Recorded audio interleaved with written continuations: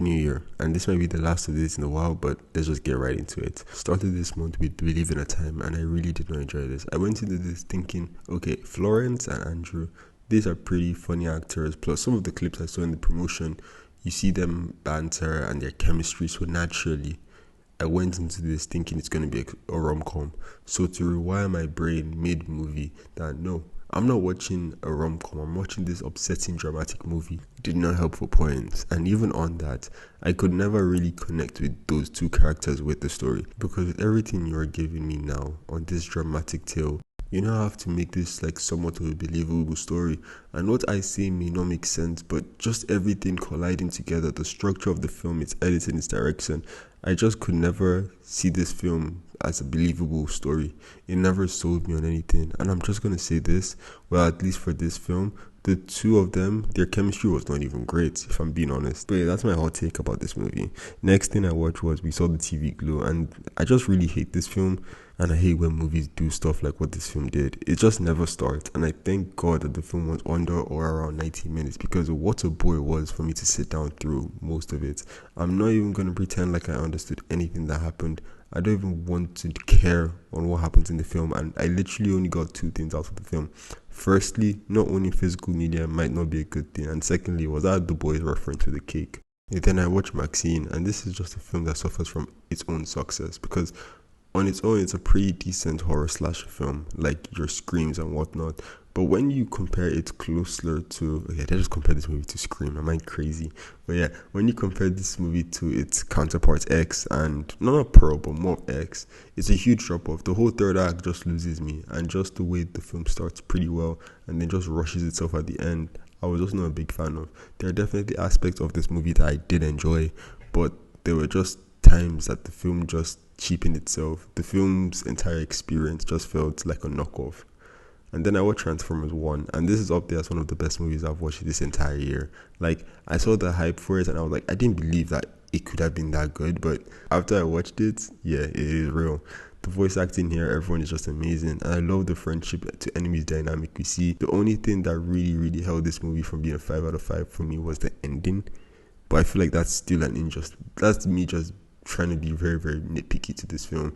I understand because it's trying to be a kids movie and needs to like happily end itself, so I understand why they had to end it that way, but I feel like the ending would have been like a 10 out of 10 best movie ever if they just end it in a specific type of way, even like the Michael Bay type of way. But see, this could have been my best movie of all the year.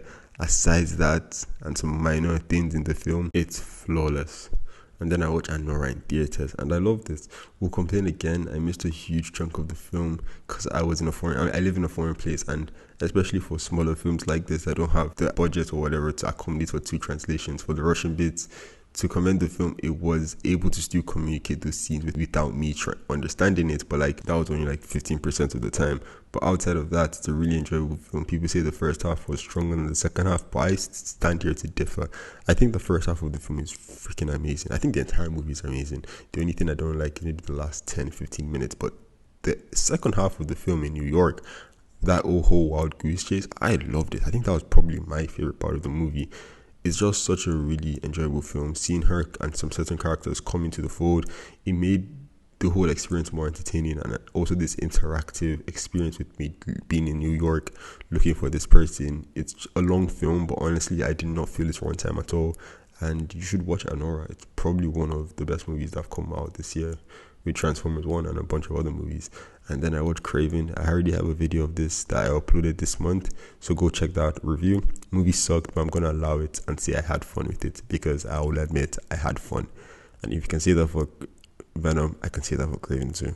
Also watched Juror 2 this month, and I really have a lot to unpack with this film, but I'll just shorten it to this. I love Clint really much. He's one of my favorite film makers, actors, whatever. As I mentioned in this channel too, $1 Million Baby is it is like top 3 favorite films of all time for me. But there seems to be this formula and this ancient approach with his filmmaking, especially after $1 Million Baby, because I watched this other movie that he did. I can't remember the name right now, the one with the Asian guy, the Asian like neighborhood. But sometimes it just seems like he goes around and makes a good film out of a good concept, and sometimes the whole film just doesn't hold tight and there are bubbles in there. And I feel like this film is that type of movie that it just doesn't hold tight and has those bubbles in there, because at times it just really gets intense and really interesting, and the themes of the film tackles as well, like how the movie ends. It's just really deep and enthralling stuff, but I don't know, just specific aspects of the film just felt, I don't want to use the word outdated, but it just felt like an old person movie, and it just disconnects with me for some time. I don't know, maybe it's just a young me. I don't know. If tell me what you thought about Juror 2, because I don't know, the film just felt, it's not bad, but it just felt, it's not a movie I can ever see myself rewatching. Let me just put it like that. And I watched The Substance. This was my first time watching it, and I watched it with a friend. You know when you watch a movie with somebody, but like you feel like you have to entertain the person while watching the movie? I don't know. See, this might just be a personal thing with me. But see, I watched The Substance and I really enjoyed it. The editing and director style were really interesting. I gave this film this really, really fun feel, as well as seeing the rivalry between these two characters play out. It was somewhat comedic. Not somewhat. It was very comedic at times. And in the thick of the movie, like, it's somewhat sad. But yeah, this is generally to say that the two leads did an amazing job. Likewise, the film's production, the scenes that you see body morphia, the prosthetics and everything in that department was just top notch. And the messaging in the film, not something I can somewhat relate to yet, but something I understand that happens. This is definitely a film I will watch again. No shade to you, Juror 2. But yeah, I also watched The Wild Robot this month. A good film from start to finish. This was the only movie I watched on my way to back home for the holidays, and best decision I could ever made. I'm a fan of this whole new DreamWorks animation style, started from The Bad Guys. I love to see it stay. I love the film from start to finish again. I have a problem with the voice actors, apart from, no, I think Lupita Nyong'o does a great job, as well as some other characters. But see, I don't understand the guy that voices the Fox. What's his name again? The Mandalorian guy. See, I don't know. It was not a bad voice, but like, let me just leave it as that. The direction, everything. I love the story. I feel like the story, I don't really want to go in depth with this, but I just had a little problem with the story, like the pacing of the story. I don't feel like the movie was a drag on its own, but like I feel like the way, the editing and everything, it just didn't, it felt a bit choppy. Let me just put it like that, you know? It felt like the movie ended, but it started again. It just had that feel to it. But yeah, I also watched Speak No Evil, the two films back to back, and I made it my sole purpose to do that. And to be brief, I preferred the American one over the Danish one, which they spoke a lot of English in. I understand why they did that, but it threw me off. I expected it to be like a proper foreign film, but anyhow, the Danish film just felt like a very pointless movie.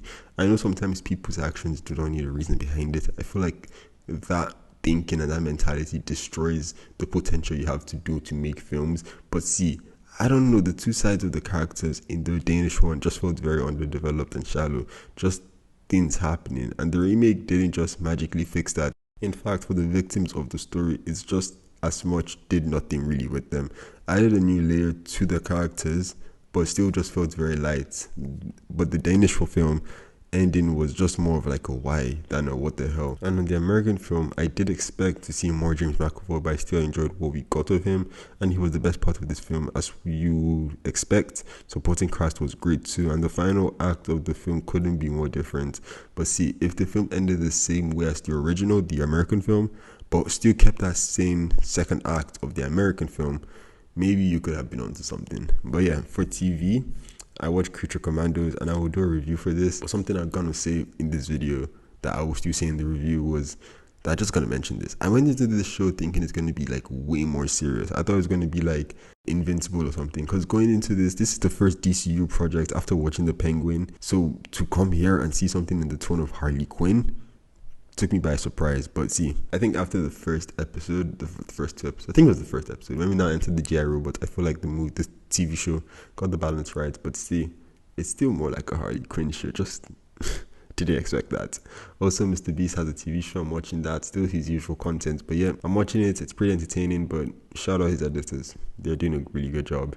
And I was on a flight, so during my flight, I read The Watchmen. Never read a comic before from start to finish, and I feel like I can only read comics that have good stories. Shocker. I would imagine the death of Superman, for example. It's a Superman story that also, I feel for the huge chunk of it, it's just Superman and Doomsday fighting. I think I would get bored of reading something like that. But Watchmen, you already know it. Similar to the animated movie, no surprise. I love the depth in the panels compared to what we got in that movie, and we'll have a video on Watchmen come out new year. So far, loving the comic. Got a few chapters left, so I'll update you in January, and also that video that I have planned. Also, recommend me comic books. I have DC's Kingdom Come like shortlisted, and I also want to read The Long Halloween and compare it to the Long Halloween film. I promised a video on that. I've not forgotten. So yeah, just recommending comic books that I should read. It's really, really interesting ones, please, and really entertaining ones. But yeah, that just wrapped it up with everything I watched this month. Thank you for watching, and I'll see you in the next video.